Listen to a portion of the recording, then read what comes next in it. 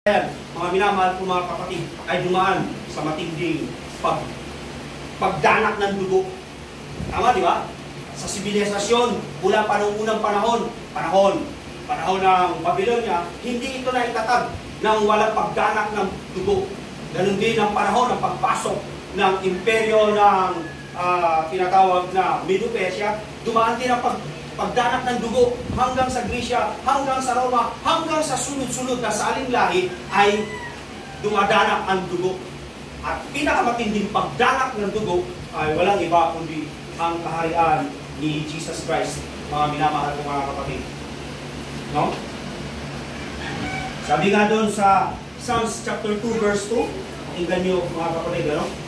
Sa Salmo chapter 2 verse 2, ito sabi, ang mga hari at mga pinuno sa mundo ay nagsama-sama at nagsisipaganda sa pagkikipaglaban sa Panginoon at sa hari na kanyang hinirang. So, napansin ninyo ang pinupoint ng talata?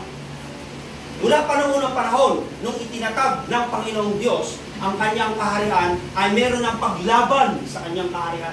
Hanggang sa ating panahon ngayon. O di ba? Ano ang pinupunto? Self-explanatory. Anong pinupunto ng talata, mga minamahal ko mga kapatid?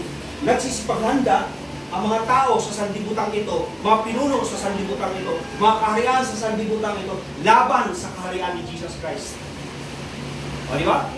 Malinaw ang punto ng chapter 2 verse 2 ng Salmo, mga minamahal ko mga kapatid. No? Ganito pa ang sabi. Pakinggan nyo po sa Psalms chapter 2 verse 6 and 7. Pakinggan nyo mga kapatid.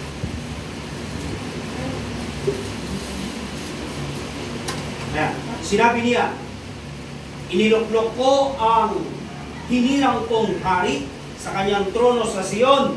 Sion means ay walang iba kundi kaharian. Iglesia ito mga kapatid. Alala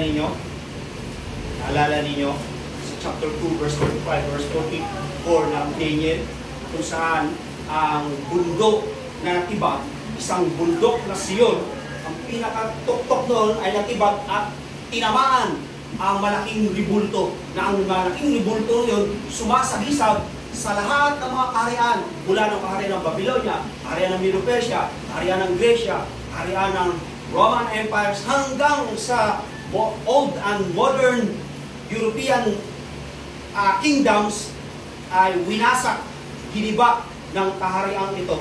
At ang naliit na kaharian ito ay walang iba kundi sumisimbolo, walang iba kundi sa kingdom ni Jesus Christ. At ang pinanggalingan nito ay walang iba kundi ang bundok ng Sion, na ang bundok ng Sion, walang iba kundi ang iglesia ng Diyos, mga minamahal ko mga kapatid. Ano sabi? Pakinggan natin. Sinabi ng hari na hinirang ng Diyos, sasabihin ko ang sinabi sa akin ng Panginoon, ikaw ang anak ko, at ngayon ipapahayag ko na ako ang iyong ama. Halinaw.